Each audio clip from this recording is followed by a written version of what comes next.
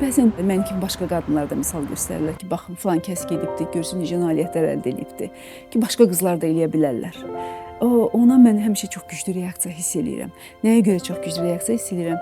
Məsəl üçün, tutaq ki, asfaltdan bir dənə gül çıxıb da, hə?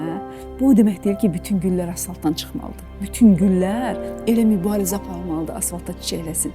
Biz niyə bu qədər maneələr qoyuruq? Biz hər şeyi yox eləyirik qızlara. Hər şeyə olmaz deyirik. Sonra deyir ki, niyə filan kəs çıxıb da asfaltdan? Filan kəs bu maneələrə mübarizə aparır. Hamı mübarizə olmaq zorunda deyil.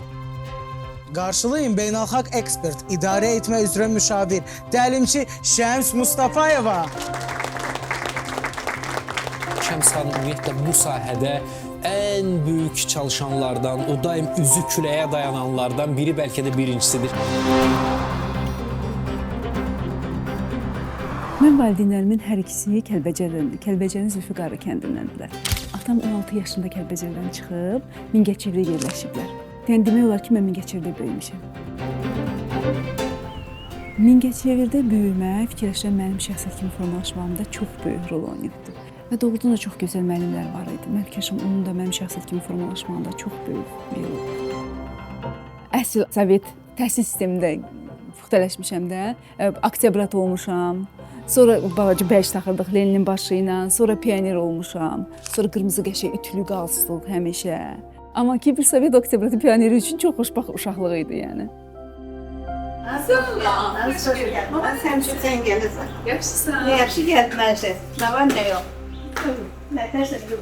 Yaxşı, sən yaxşısan. Maskardan alırım, maskardan alırım. Yaxşısan, Yaxşıyım, yaxşıyım. yaxşı yeriysən deyirlər.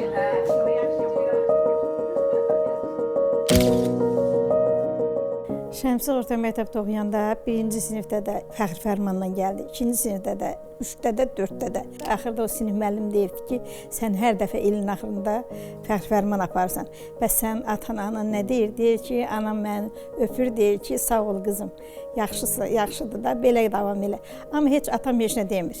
Sonra mən dedim yoldaşıma ki, bəs sən niyə ona heç nə demirsən? Dedi ki, qoy gəlsin deyəcəm. Gəldi, oturdu, dedi ki, bax qızım, sizin yaxşı yaşamağınız üçün, ondan sonra yaxşı geyinməyiniz üçün, yaxşı yeməyiniz üçün mən hər cürə şeylərə qatlaşıram da, bütün günü anadan, mən də vuruşuruq. Bu bizim vəzifəmizdir. Sizin də vəzifəniz odur ki, yaxşı oxuyasınız. Siz öz vəzifənizi yerinə yetirirsiniz, mən də öz vəzifəmi. Nə mən sağ ol gözləmirəm sizdən, nə də siz məndən sağ ol gözləməyin.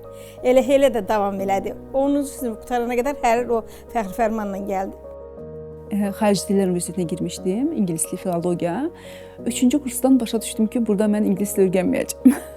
Təəssüf ki, o zaman təhsilin keyfiyyəti, yəni 94-cü, 95-ci, 96-cı ildən danışırıq da, orada ölkənin heç prioriteti orada deyildi, yəni o yerdə deyildi heç kim. Amma mən anladım ki, mən ingilis öyrənmək istəyirəmsə, ingilis dilinin mütəxəssisi olmaq istəyirəmsə, burada öyrənməyəcəm. Ona görə başladım işləməyə, tərcüməçi kimi işləməyə başladım. Yarım gün işləyirdim, yarım gün oxuyurdum. Atama bu çox ağır gəlirdi. Yəni onun dünyasında qızı işləməz, xüsusən tələbə qızı işləməz. Dəfələrlə mənə demişdi ki, sənin nə ehtiyacın var ki, sən işləyirsən. Vallahi bala, elə ata var ki, heç o fikirləşmir ki, bu uşaq oxuyacaqdır, buna nəsə eləmək lazımdır. Lap elə ruhlandırmaq lazımdır ki, mən səni oxudacam, oxu. Bizimki elə deyirdi, amma deyirdi ki, oxudacam sizi, oxuyun. Xariciləri qutarandan sonra atama zəng elədim, çox təvəqqə elədim ki, mən qalım. Atam təəssüf ki, dedi ki, yox, qayıdırsan geri. Onu da başa düşürəm, çox çətin zaman idi. O zaman, yəni o illərdə çox çətin, 2 qızı Bakıda oxutdurmaq, özüm Mingəçevirdə oturduq, çox çətin idi. Ona görə həm bacım, həm mən geri qayıtmalı olduq.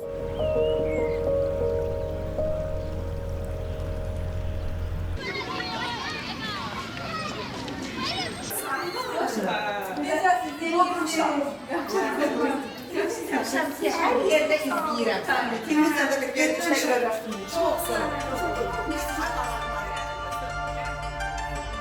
Amma Mingəçevirə gələndə başa düşdüm ki, burada beynəlxalq təşkilatlar demək olar ki, yoxdur, mövcud deyil.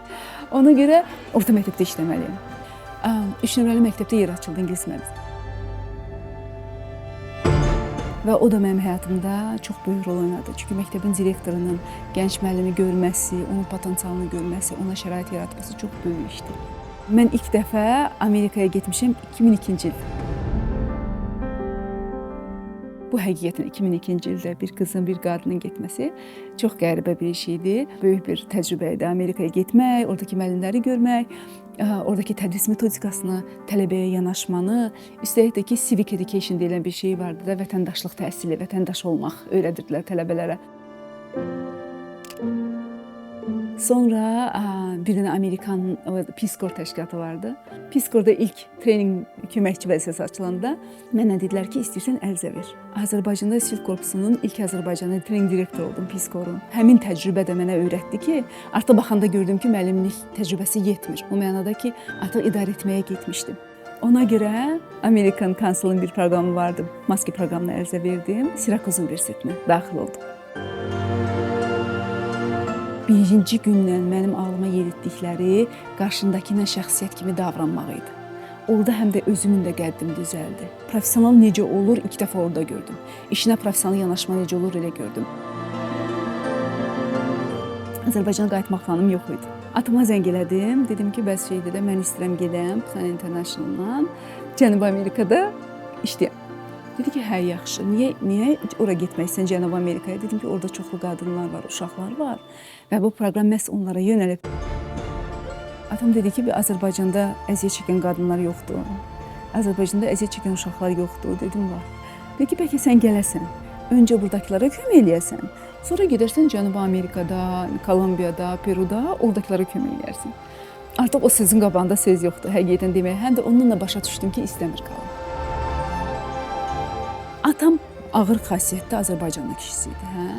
Onun üçün əlbəttə çox çətin idi ki, qız getsin, xaricdə oxusun, müstəqil yaşasın, öz həyatı haqqında özü qərarlar versin.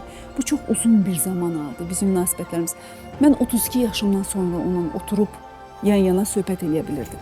Yəni, hər hansı bir mövzuda. Siz gərək sizin standartlarınız olsun, özünüzün yaxşı assosiasiya olasınız ki, sizin özünüzün hədəfləriniz olsun ki, üzvlər də deyəsiniz ki, hədəf.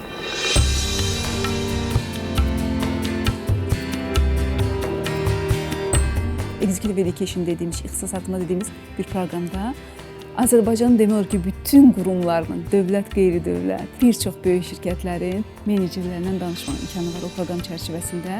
O mənə xüsusi mənəvi zövq verir. Fikirləşim ki, onların hansısa bir məsələ münasibətini dəyişirəm, hansısa şirkətin, təşkilatın münasibətini dəyişirəm və ən əsas da məsələ odur ki, məndən sonra gələn gənclərin işlədiyi mühit daha sivil olur, daha müsbət olur. Onlara ağıllısan deyirlər, onlara bacarıqlısan deyirlər.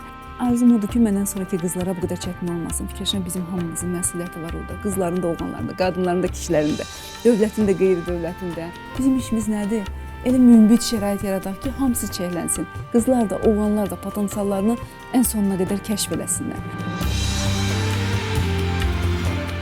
Etibar edin qızlarınıza. Etibar edin, onlar sizin etibarınızı 5 qat da olacaqlar. Onlara şərait yaratmaq lazımdır. İcazə verin, özlərini şəxsiyyət kimi özlərini tanısınlar, özlərinə hörmət eləsinlər. Çünki yalnız özünə hörmət edən insan ölkəyə də hörmət eləyir, xidmət eləmək istəyir icmasına da. Qızların yolunda bu süni bariyerləri götürməyimiz lazımdır. Onlara şərait yaratmamız lazımdır.